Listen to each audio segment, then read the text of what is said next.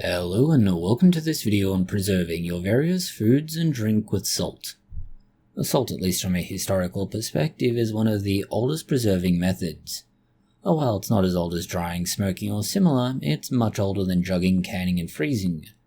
Despite how ancient salting is and the seemingly obsolescent actions it's become, you would be somewhat surprised to realize not just how much it is used, but why. To use the simple example of modern food, your grocery store food will be full of preservatives. The most common preservatives will be things like ascorbic acid or vitamin C. The other common preservative is salt.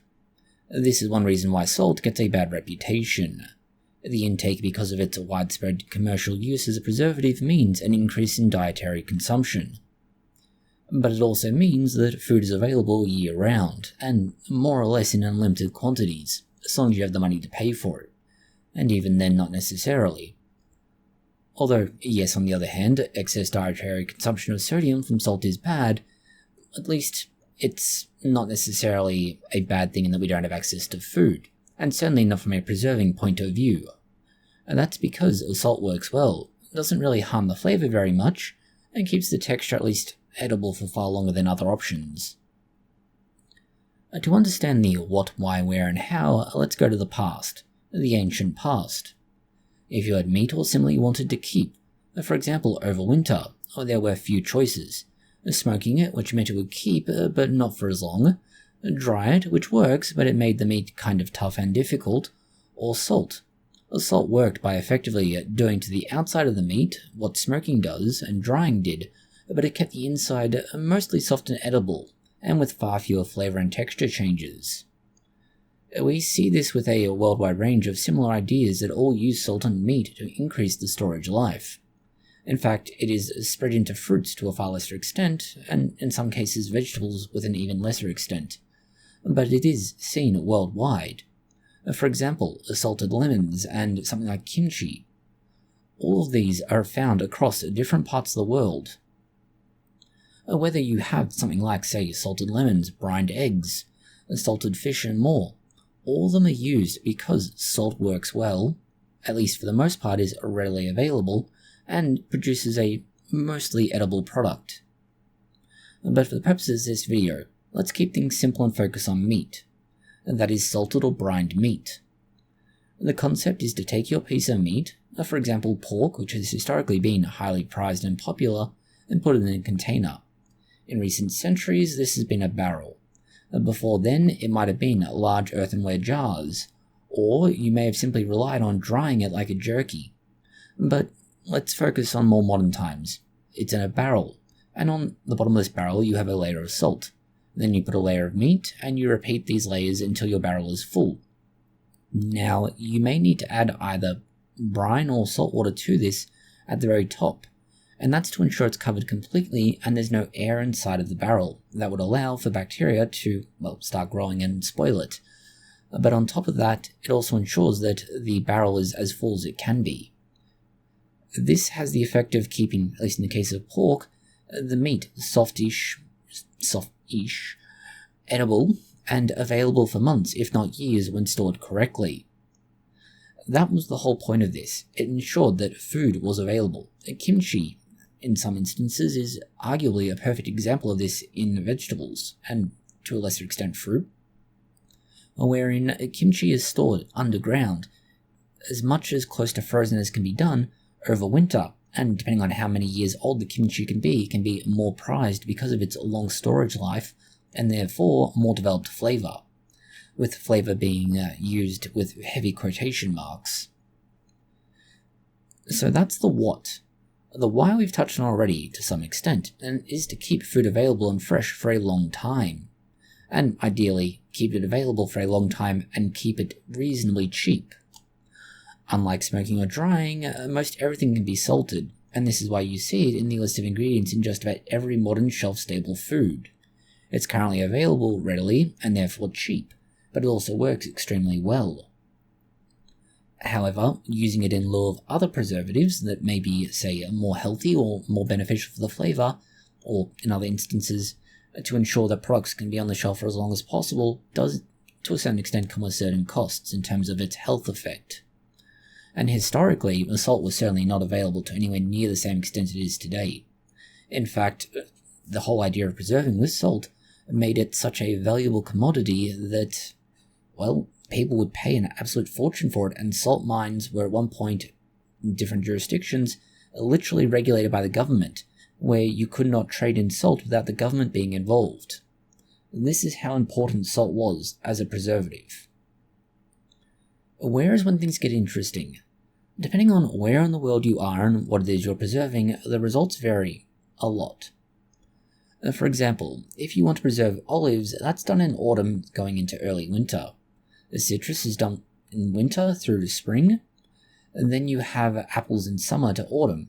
Meat is often done in winter. Different purposes mean different times, and of course climatic conditions, different environments, cultures, and more. Everything affects the local application of salt as a preserving method, and that means there's no set place or time necessarily for using salt as a preservative method. Typically, salt preservation, at least for meat, was done at the time when things being preserved were both in excess, the necessary constituents for, say, brining or salting were available, and there was a expected, or at least historically expected, a need or demand for the thing in a month's time or more after the thing would normally no longer be available. To use the example of pork again, pork would be, in this case the pigs, would be slaughtered in winter, normally sometime between late autumn and into winter. At this time, there would be less feed available, which is why they were slaughtered. But of course, you don't just want to kill them, that does nothing for you. So you kill them, you break them up into their constituent parts, and you put them into barrels so you can then eat them over winter, rather than killing the pigs as needed. This of course also meant that you now had a commodity you could trade if need be. This does lead us to the final point, and that will decide the where, when, and how. For this video though, we won't go through all the possible variations on how salt preserving works. Rather, we'll go over the major mechanisms that are used and how salt achieves this. The first is that we have water, and specifically, how salt draws water out of the preserved food, and thereby keeps it, well, preserved, obviously. Salt in food fundamentally demonstrates the osmotic effect. That is because the salt cannot get into the food necessarily the same way it wants to, or at least the water wants it to. The water therefore must leave the food to create a sort of a chemical equilibrium. Understand that this is a very broad and coarse explanation. We have a complete video linked above on what osmosis is. And because the salt is outside of the food and cannot get into it, the water leaves the food and as a result sort of dries it. This means anything trying to do something inside the food no longer has as much of anything like a fluid environment, and this is generally adverse to most organisms that might cause food spoilage. And next we have the rather obvious antimicrobial properties of salt, above and beyond its function as a sort of desiccant. Now, salt itself is surprisingly effective at being able to kill a lot of things, and that's because, well, it has antimicrobial properties. A part of that is due to the water that you've drawn out of the food. Now, to a certain extent, a lot of the microbes that would cause problems do need that water. But also, there's the other issue that the sodium and chlorine ions themselves, to a certain extent, can act as a way of deterring bacteria from growing and having any activity, particularly if the pork itself is reasonably clean, and the salt and salt water as a result is also reasonably clean. Ideally pure, but we're talking historical terms here, you're not going to get anything that's perfect. There's also the fact that salt can stop most bacteria and fungi. Understand, we say most with a lot of caveats to that. But it's also the fact that it can select for certain fungi for the most part, and particularly for fermented foods. Now, the benefits to this are very simple. If you give a certain beneficial bacteria a leg up and give them an advantage to get going, they can suppress the unwanted or pathogenic bacteria.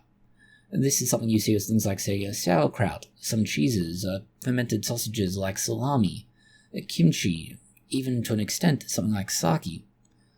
The other thing is that a lot of the bacteria you're selecting for with this tend to produce lactic acid, being lactic acid bacteria.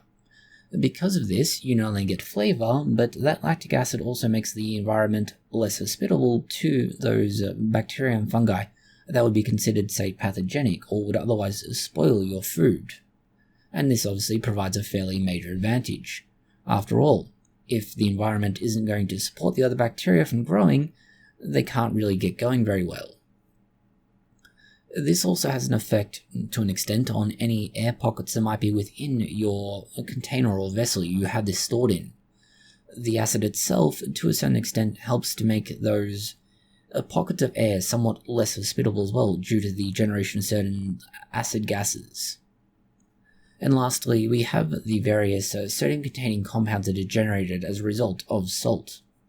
Now, salt itself, as mentioned, is a combination of sodium and chloride, or sodium and chlorine to be clear. It becomes chloride in liquid suspension because that's an ionic form of chlorine. The various ionic versions of this, whether it's the sodium or the chloride, both of these have an effect as an antimicrobial and can cause harm to bacteria. The less obvious benefits that are also useful is that the actual, well, not just flavour, but texture and appearance of food can be better preserved using salt. Because of this, the food quality and the consequential texture, appearance, flavour, so on, remain higher, better, for longer, and therefore people will want to buy it and eat it. Or in the case of history, just want to eat it full stop. To get the kind of preservation we've been talking about though, most methods have historically used somewhere between 5 and 10% salt, and sometimes even more again. Now, the typical range of 5 to 10% is somewhere between 2 and 4 times the salinity of oceanic water. Obviously, since the ocean is full of not just fish, but also to marine life and microorganisms, it's not enough to cause them harm, or at least not to most organisms. It's also why salt solutions of brine are obviously much higher. Even directly applying salt, such as with cured hams and bacon, it is directly placed on the meat in a relatively solid and therefore significantly high concentration or layer. There is, however, one major caveat to the benefits of salt as a preservative that we've not really touched on yet, and it's a fairly big problem with this. Everything we've described so far makes it sound like it's an awesome solution, and to a certain extent it is, and especially historically. In the modern world, we do have what is arguably the superior option with cold storage in the form of freezers and similar. But historically, and to an extent today even, there's a class of microorganisms that are a concern. These are called halophiles. These not only thrive, but in some cases require a salty environment.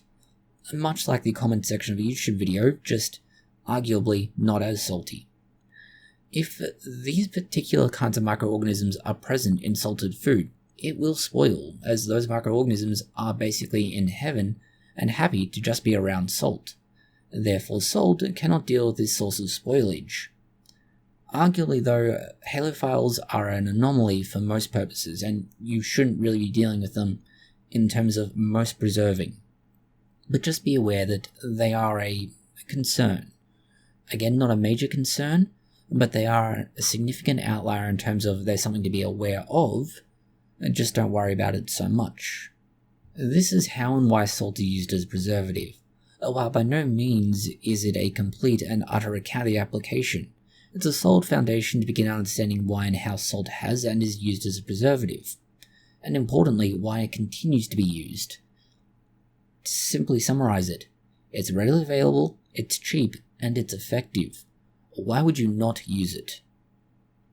Thank you for watching this video. If you found it interesting, consider liking, sharing, and subscribing. Please do post any comments, questions, or suggestions you have below.